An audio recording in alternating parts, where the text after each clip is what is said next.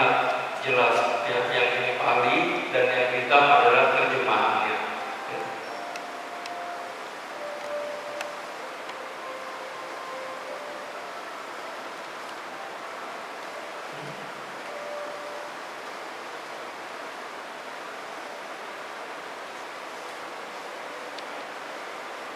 Oke, jadi para biku ini adalah 4 macam orang yang terdapat di dunia. Apa 4 macam orang tersebut?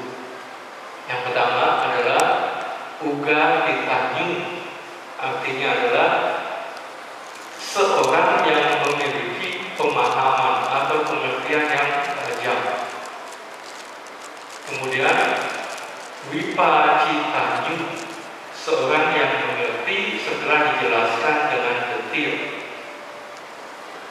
Yang berikutnya neo, seorang yang harus dibimbing ya, untuk mencapai pencerahan maksudnya ya. Ini semua untuk mencapai pencerahan. Pada paramo, seorang yang pencapaian tertingginya hanyalah kata-kata. Jadi sebanyak apapun dia belajar, dia meresitasikan, dia merenungkan, dia menganalisa dhamma, hanya pemahamannya sejauh kata-kata, nggak bisa menembus, ya, nggak bisa merealisasi dhamma. Jadi dia boleh hafal dhammanya, ya, sutanya dia hafal, tapi nggak bisa merealisasi dhamma. Ya. Jadi ada 4 jenis. Nah kira-kira kalian yang mana?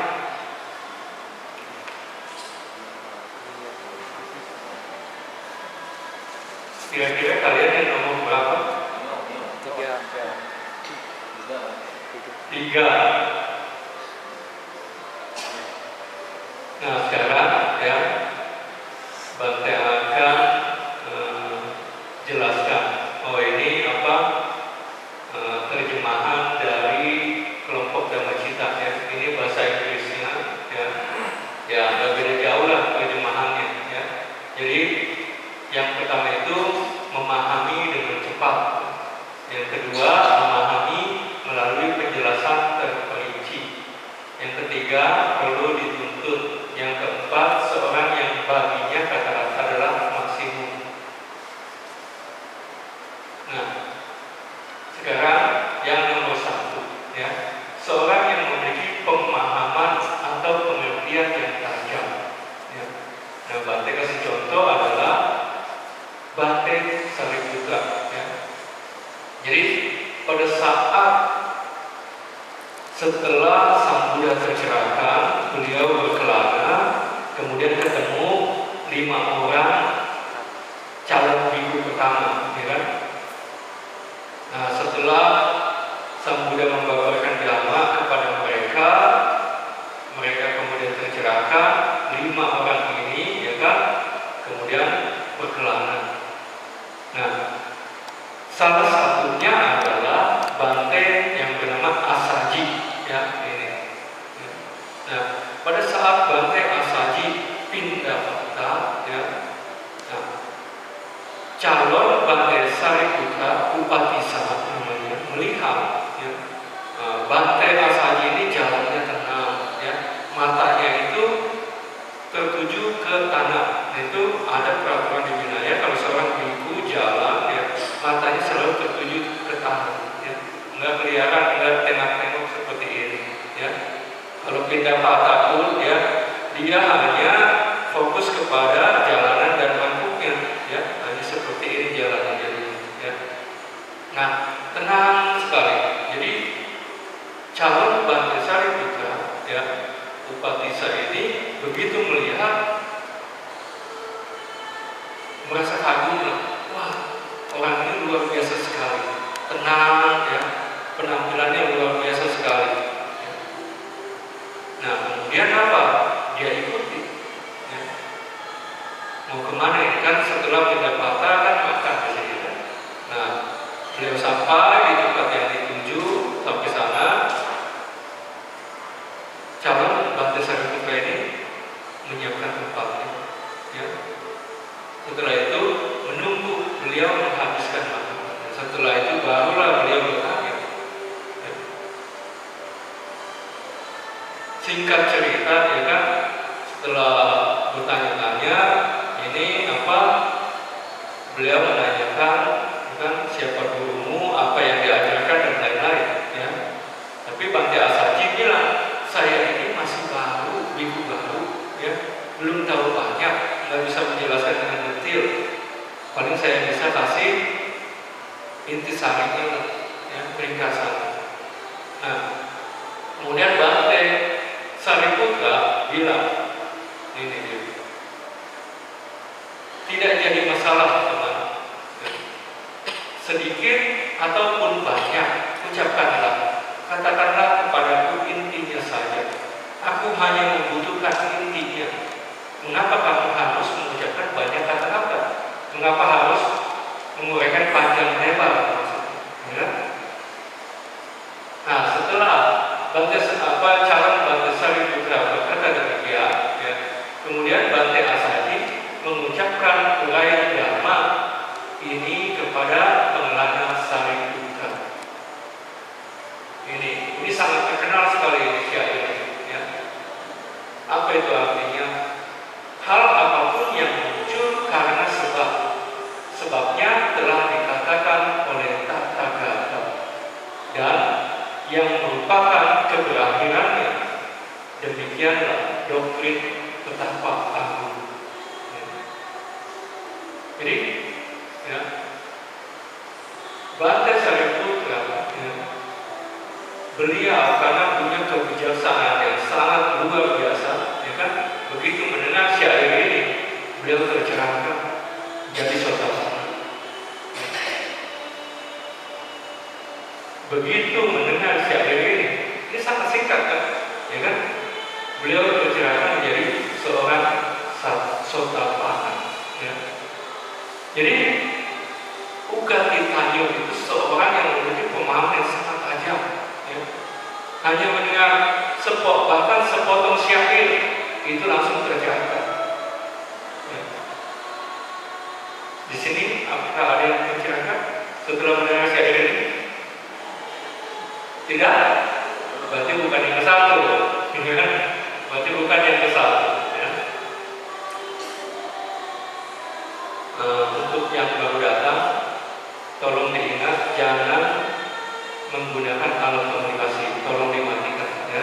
Dan nanti kalau ada yang baru datang lagi, yang ada di sini, yang di dekatnya tolong memberitahunya, ya, supaya jalannya latihan meditasi kita berjalan lancar dan dengan diskusi damai, ya.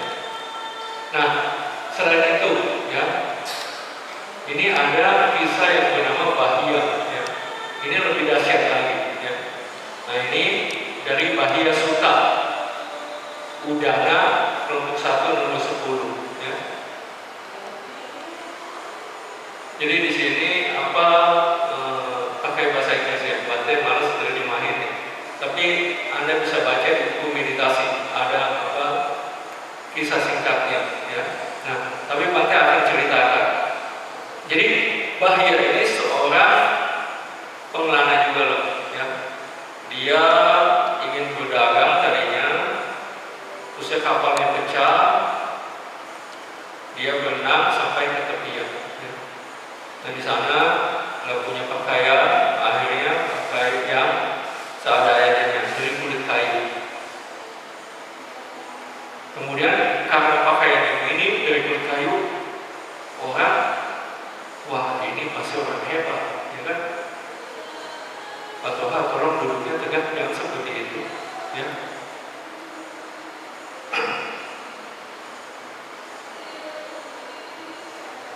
Sangka orang, ya kan, ini orang hebat, ya kan? Wah, disanjung-sanjung, dipuja-puja, ya kan? Dipikir arahat, dan dia karena sering dikatakan demikian, dia pun jadi berpikir saya arahat, ya. Kemudian temannya di kehidupan yang lalu dikatakan teman ini di alam Brahma Sudawasa, ya, sudah menjadi anagami, turun ngasih tahu kamu itu belum jadi arahat, kamu bukan arahat. Bahkan kamu belum masuk ke jalan di mana bisa mencapai pencerahan. Beliau bertanya, di mana ada arahan? Di Sawati ada Buddha di sana. Beliau kemudian pergi ke sana mencari sang Buddha. Sampai di wihara ternyata nggak ada. Ditanya Buddhanya kemana? Nanti pindah patah, lagi ngumpulin makanan. Ya. Dia kemudian berusaha mencarinya. Setelah ketemu, beliau langsung minta babarkan dhamma. Bante, tolong ajarkan dhamma kepadaku. Buddha bilang, waktunya tidak tepat, saya sedang pindah patah. Dia minta kedua kali. Kenapa? Siapa tahu saya kalau nunggu sampai mati selesai, saya bisa mati duluan. Ya. Jadi pengen segera diberikan dhamma. Untuk ketiga kalinya begitu juga. Ya, karena minta 3 kali, sang Buddha akhirnya apa? Menjelaskan dhamma. Ya. Nah, ini adalah ya yang dijelaskan sang Buddha. Ya. Ini sangat singkat sebetulnya. Ya. Jadi sang Buddha bilang, sehubungan yang dilihat hanya ada yang dilihat, atau sehubungan dengan penglihatan hanya ada yang dilihat. Jadi nggak ada yang melihat, ya, cuman ada objek dan kesadaran melihat. Ya. Sehubungan dengan pendengaran hanya ada yang didengar, atau sehubungan dengan hal yang didengar hanya ada yang didengar. Ya. Demikian juga dengan indera yang lainnya.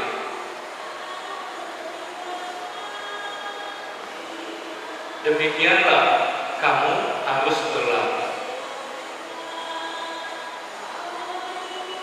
Jadi kalau dia bisa mempraktekkan hal itu, jadi sehubungan dengan yang dilihat hanya ada yang dilihat, sehubungan dengan pendengaran hanya ada yang didengar.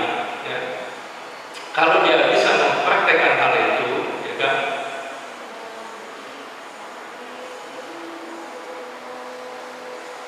Maka bahaya tidak ada kamu sehubungan dengan hal itu.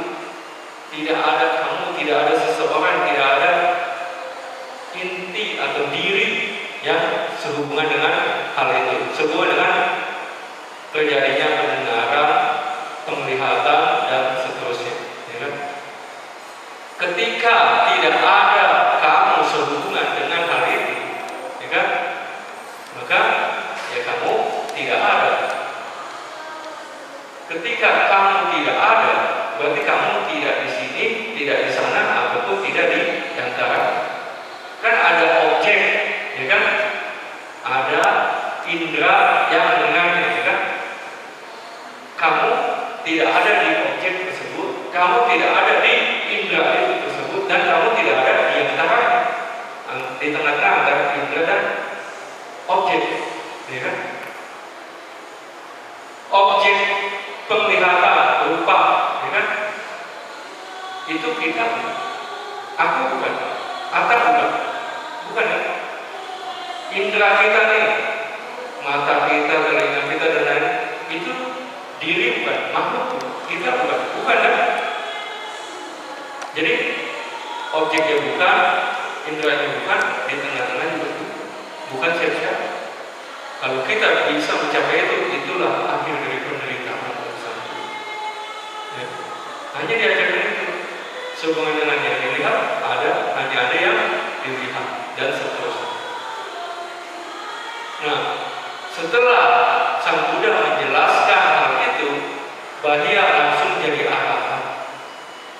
Bayangkan itu. Ya. Tapi karena buruk, ya kan? Nah, setelah itu sang Buddha kemudian melanjutkan pendapatnya. Dan karena buruk, Bahia ini diseduduk sapi, atau kerbau, atau banteng, ataulah yang jelas maksudnya. Begitu meninggal, ya kan? Kemudian setelah barisan biku pada pulang melihat Bahia yang telah meninggal di jalan,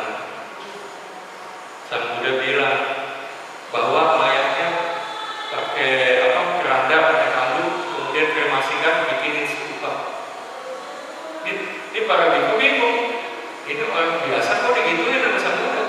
Sota panah aja dibiarin. Ya. Ya. Para biku bingung, emang kemana bahaya batin terlalu kembali? Oh di sini nggak ada. Tapi di apa ceritanya sang Buddha mengasih tahu, yang memberitahu kepada para biku, Bahia adalah seorang bijaksana. Beliau tidak menyusahkan sama sekali sehubungan dengan dhamma. Beliau karena tidak melekat lagi, ya kan, pikirannya terbebaskan dari asawa, ya, ini. Atau pikirannya terbebas dari asawa karena tidak melekat lagi, ya. Beliau adalah seorang arahat. Jadi hanya dibawakan syair yang pendek, beliau jadi arahat. Inilah jenis-jenis orang tipe ke-1, ya.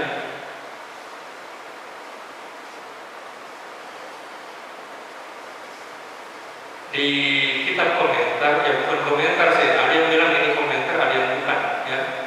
Nah, ciri dari orang ini adalah, ya, dia tercerahkan dengan melakukan latihan yang menyenangkan dan pemahamannya sangat cepat, ya. Jadi kan mereka nggak capean sekali kan, nggak kayak kita harus duduk capek pegel, ya kan? Enggak, mereka enggak seperti itu, ya. Mungkin duduk sebentar, enggak pegel langsung tercerahkan, ya. Jadi latihannya menyenangkan dan pencapaian pikirannya sangat cepat sekali, ya. Kebiasaannya sangat tajam. Apakah hal itu memungkinkan? Ya memungkinkan. Tapi ini maksudnya apakah hal itu hanya dengan mendengarkan saja, ya, seseorang bisa tercerahkan? Sebetulnya di buku meditasi sudah Bante jelaskan. Kalau cuma mendengar nggak bisa, ya. Tapi Bante nggak punya waktu untuk menjelaskannya. Mungkin di pertemuan berikutnya, kalau Anda mau, Anda bisa baca buku meditasi, di situ ada, ya. Nah, yang sekarang adalah orang yang jenis kedua, ya, yang setelah dijelaskan dengan detail, baru dia bisa mencapai pencerahan.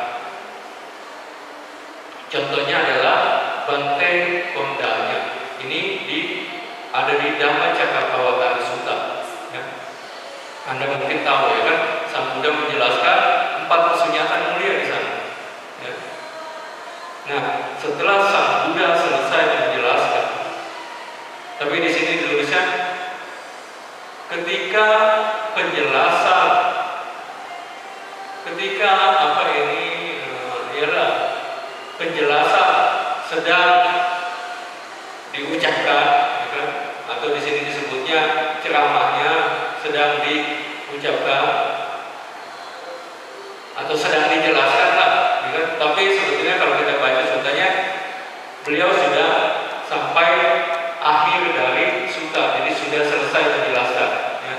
Kemudian muncullah, ya, ini mata dhamma, penglihatan akan dhamma yang bebas dari noda, ya, yang murni pada Bante Kondanya. Jadi beliau memahami apapun yang mengalami kemunculan, semuanya mengalami perencanaan. Semua apapun itu, dhamma apapun itu, ya sifat alaminya mengalami kemunculan, pasti dia mengalami perencanaan. Karena kita lahir pasti meninggal, ya.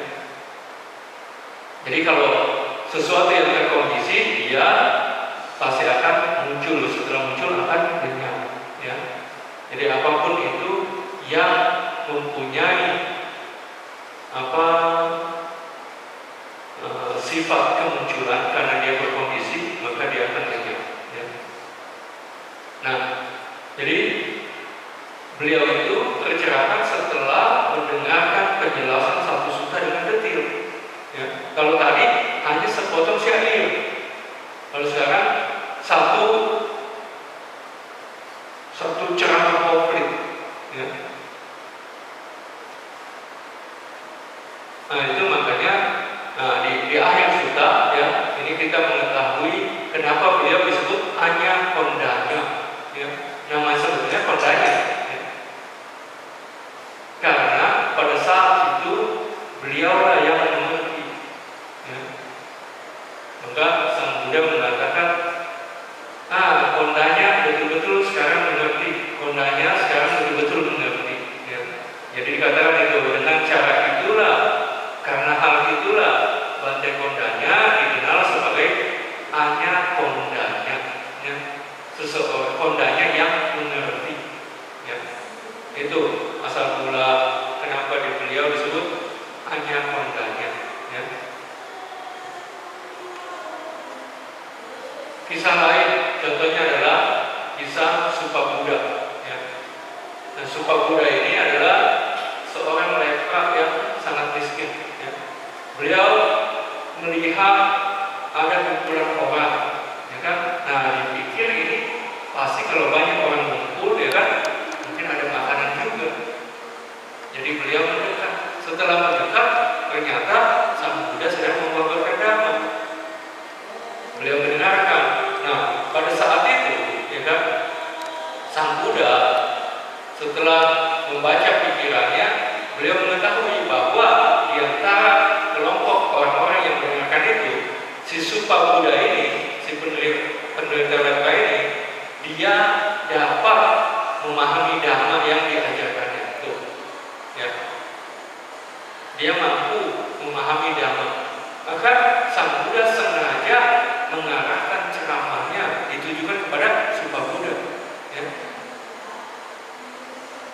Tandanya Bante mengerti, oh dia mengerti, maka sengaja Bante memberikan ceramah supaya dia bisa paham setahap demi setahap, ya.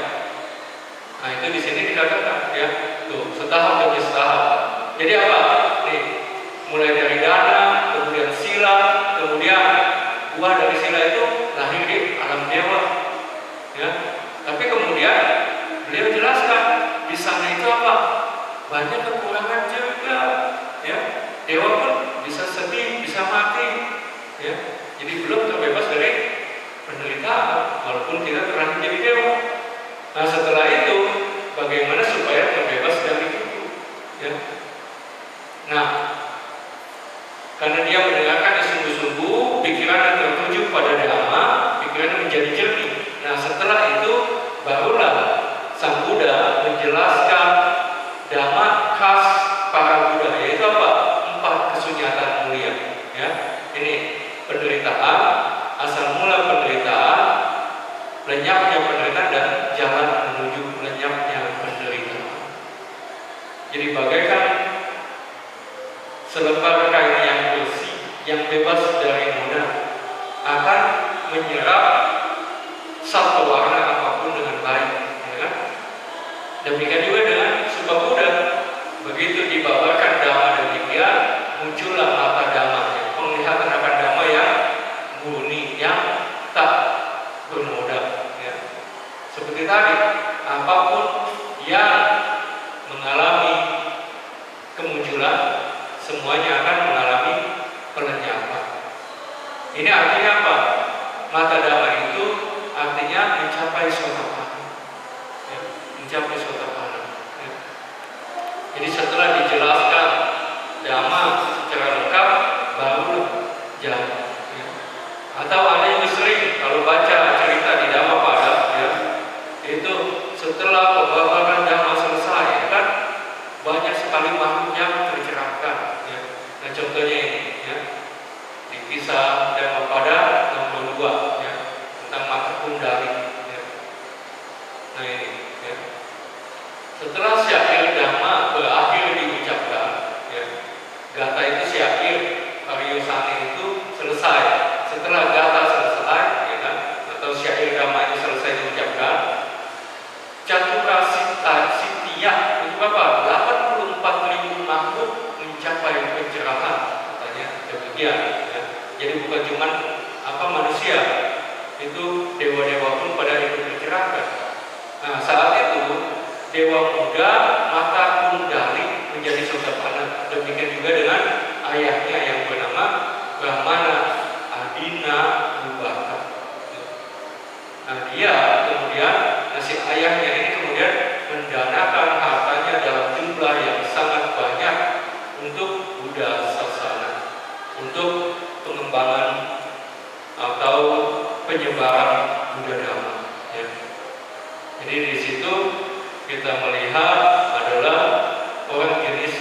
kedua, di mana mereka ini setelah dijelaskan dengan detail, mereka dapat mencapai pencerahan. Orang-orang ini latihannya bagaimana? Biasanya katanya, ya, mereka latihannya itu sangat banyak menderita, tapi pencapaian pencerahannya cepat, kebijaksanaannya cepat dapat. Ada juga yang latihannya menyenangkan, tapi jalan pencapaian pencerahannya lambat. Ya. Jadi ada yang meditasinya nyantai, enak, nggak sakit, ya. Tapi lama mencapai kebijaksanaan dan mencapai pencerahannya lama. Ada juga yang jalannya penuh atau latihannya penuh penderitaan, banyak sakit, tapi jalan pencapaian kebijaksanaannya sangat cepat. Ya. Itu. Yang ketiga, ini adalah seorang yang harus dibimbing. Ya. Ini waktunya kayaknya nggak cukup. Tapi contohnya adalah dari 5 minggu pertama, yang 4 ini itu harus dibimbing. Ya. Yang pertama kan Bante Kondanya, ya kan, begitu selesai ceramah beliau tercerahkan. Nah, yang lainnya itu belum tercerahkan pada saat itu. Jadi setelah Bante Kondanya tercerahkan, beliau minta ditabiskan. Ya. Sang Buddha menerima dengan biku. Kemarilah biku. Nah, itu pentabisan pertama seperti itu, nggak seperti saat ini. Ya. Nah, kemudian apa? Nah, di sini dikatakan. Ya. Kemudian Sang Buddha menjelaskan lagi, menginstruksikan lagi pada biku-biku yang sisanya. Ya.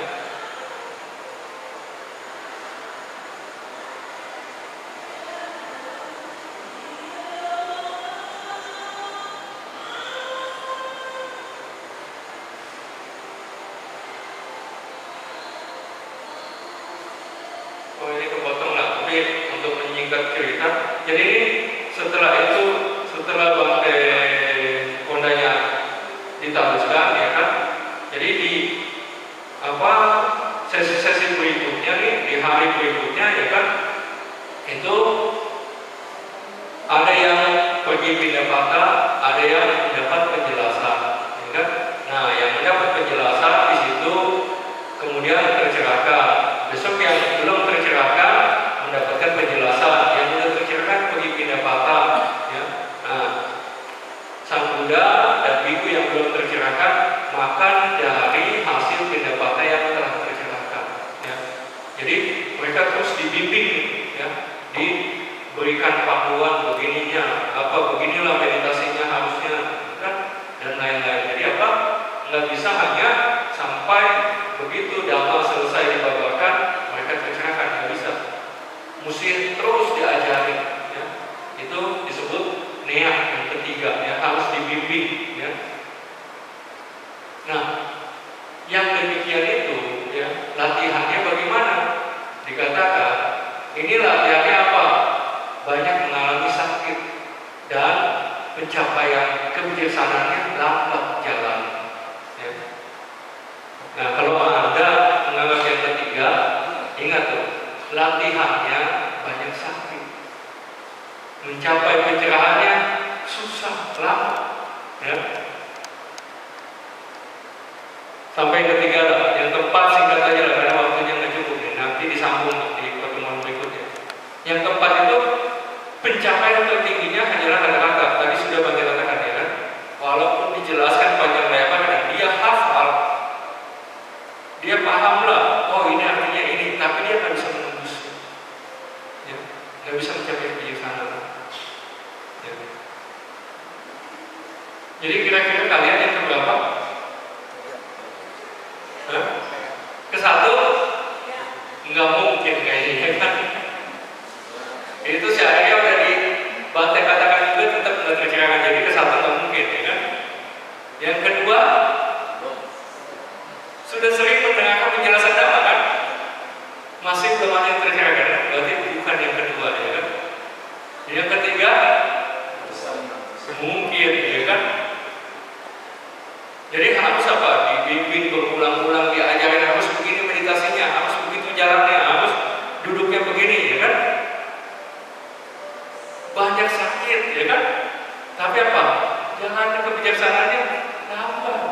ya. Jadi jangan ingin cepat-cepat. Ya, kalau kalian yang ketiga, jangan pengen cepet-cepet aja. Memang banyak sakit. Karena ini kemampuan indria itu semakin menurun ini, ya. Jadi ya sekarang ini, kalau menurut Bante juga percaya, masih saya bahkan mengatakan itu. Yang ke-1 dan ke-2 udah nggak ada sekarang. Yang ada ketiga dan keempat. Ya. Mudah-mudahan kita semua ini yang ketiga. Bante yakin lah. Yang keempat itu nggak kepengen latihan ya. Ya. Diajarin juga susah. Iya. Paling hafal apa? Makanya saya apa? Yang hafal Pamita banyak kan? Tapi nggak ngerti isinya kan? Pada hafal itu Pamita, tetap nggak ngerti isinya kan? Tertarik kan mereka untuk berlatih? Enggak juga ya. Ya.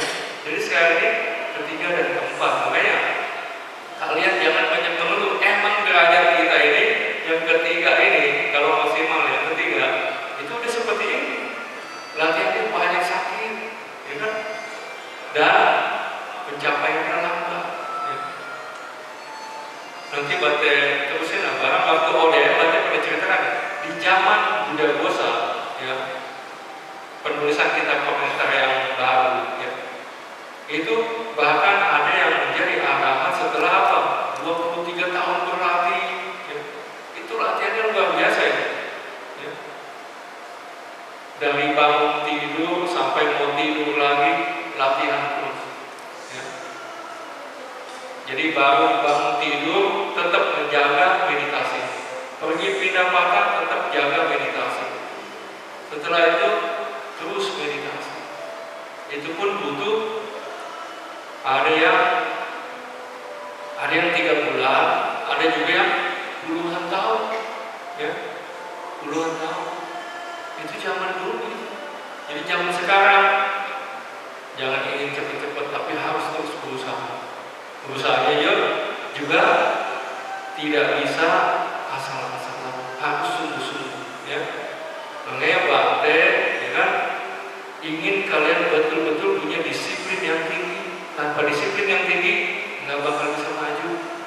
Karena kualitas kita ya adalah maksimal itu yang ketiga sekarang ini. Ya. Kualitas kita itu yang ketiga. Jadi betul-betul harus diarahkan, dibimbing. Kan makanya ada interview, kamu oh begini salah, kamu harusnya begini.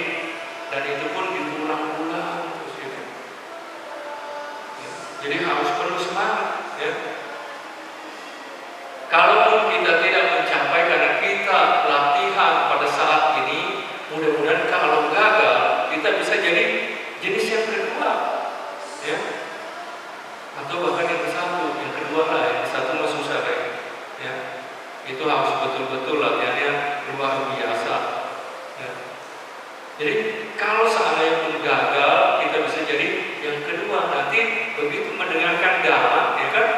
Setelah dikeluarkan damanya secara umum selesai, kita mungkin mencapai pencerahan. Ya. Tapi Bante yakin, Bante ketemu orang-orang yang bisa dengan dibimbing, ya, bisa mencapai tahapan-tahapan yang tinggi dalam kebijaksanaan pandangan terang. Ya. Bante ketemu orang-orang yang seperti itu. Ya. Jadi kalau kalian berlatih sungguh-sungguh, Bante yakin kalian juga bisa mencapainya. Ya. Masih ada orang-orang yang bisa mencapai, ya. Masih ada. Ya. Jadi harus sungguh-sungguh. Jangan saya udah gak bakal bisa. Jangan seperti itu.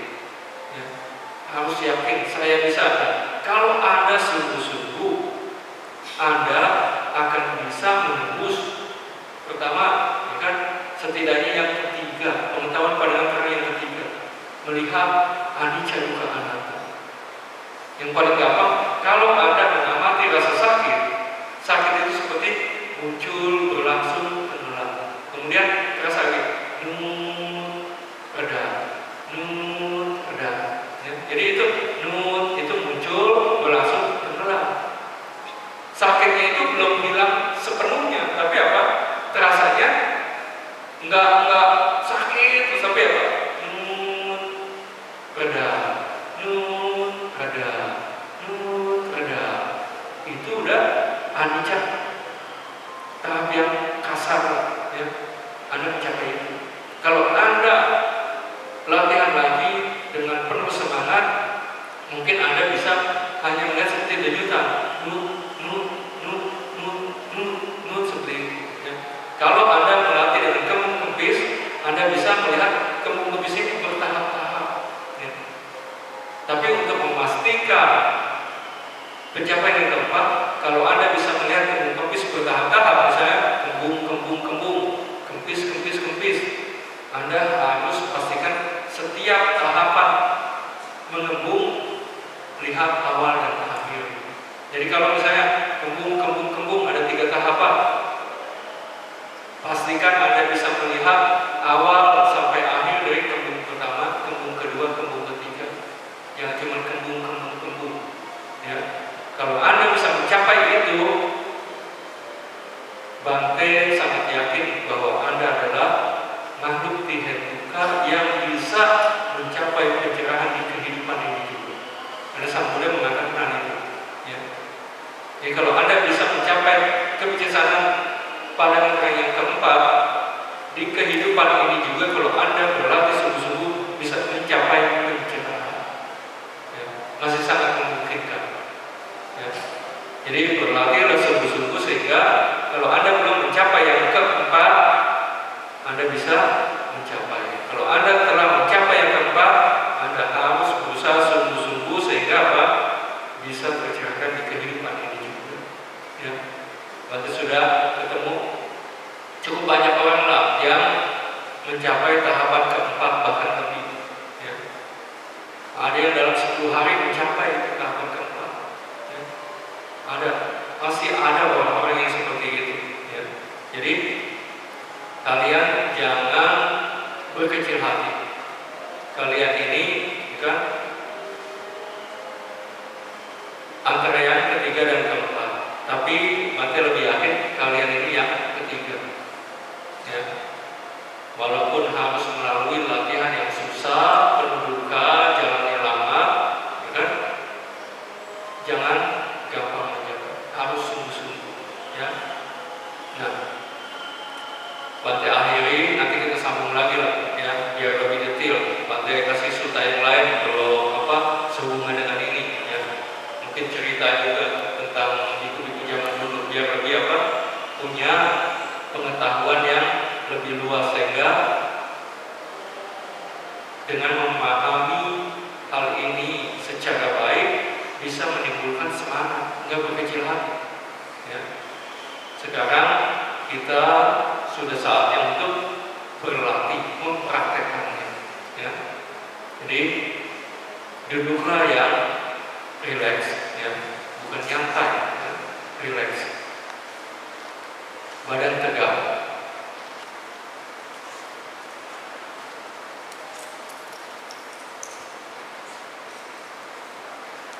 Kalau pakai ikat pinggangnya dikendurkan, ya.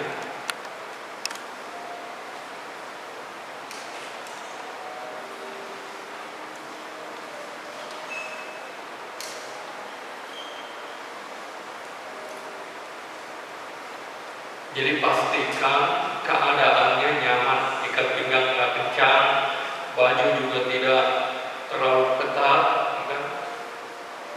Lupakan semua urusan.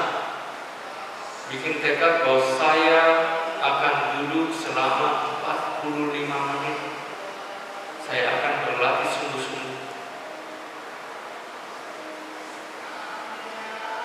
Yang belum terbiasa, ya, tolong ikuti instruksi yang Bante berikan tanpa perlu melihat Bante. Kalian saat mengikuti instruksi langsung praktekkan seperti yang diinstruksikan. Bernapaslah dengan normal.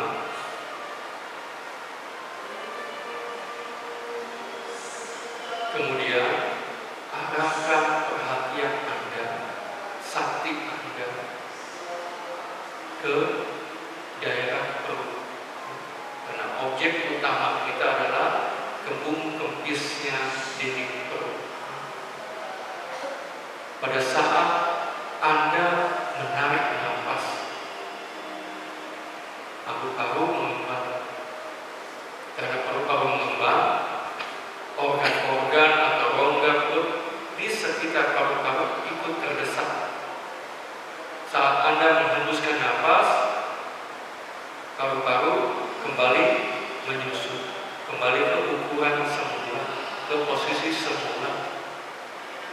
Maka rongga perut yang tadinya terdesak juga bergerak ke posisi semula.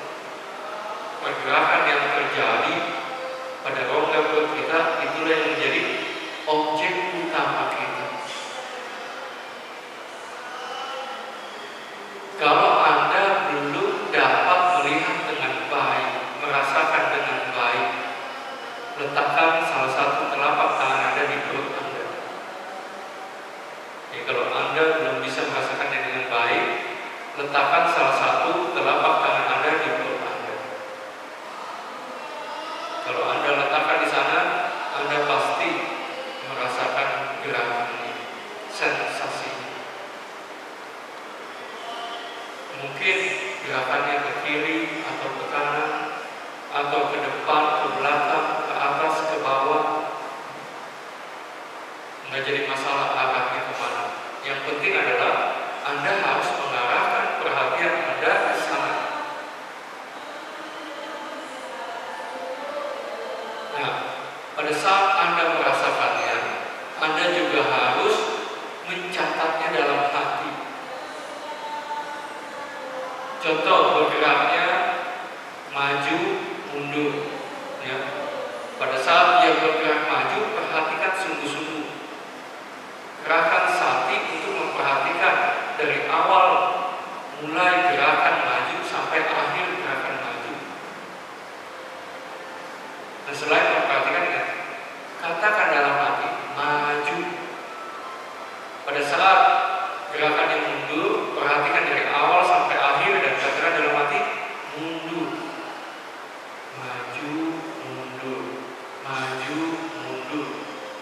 Tapi kalau gerakannya ke kiri ke kanan, ada gerakan kiri kanan. Kalau gerakan naik turun, katakan naik turun. Jadi sesuai seperti yang Anda rasakan.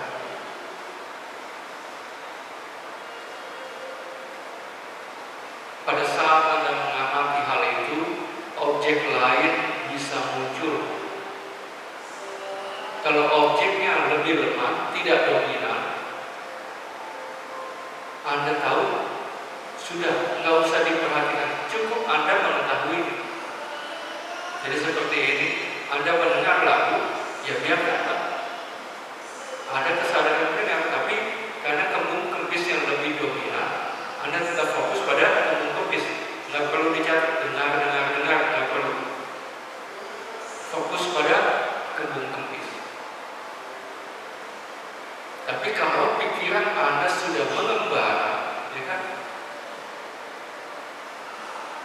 terbawa oleh irama lagu atau syairnya, kepada oh iya ini lagu ini tuh ya, bahkan Anda ikut nyanyi dalam hati, berarti pikiran sudah mengembara.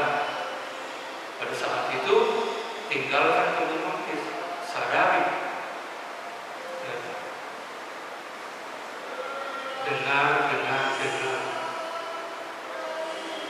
Karena kesadaran pendengarnya sudah lebih kuat. Kalau Anda sedang mengingat-ingat, oh iya saya dulu nih waktu SMA mendengarnya. Katakan dalam hati, ingat. Kesadaran mengingat lebih kuat daripada objek kembung kempis. Katakan dalam hati 5-10 kali. Setelah itu cukup. Ya, tinggalkan, tarik kembali dan arahkan kembali ke kembung kempis. Kembung kempis. Atau naik turun.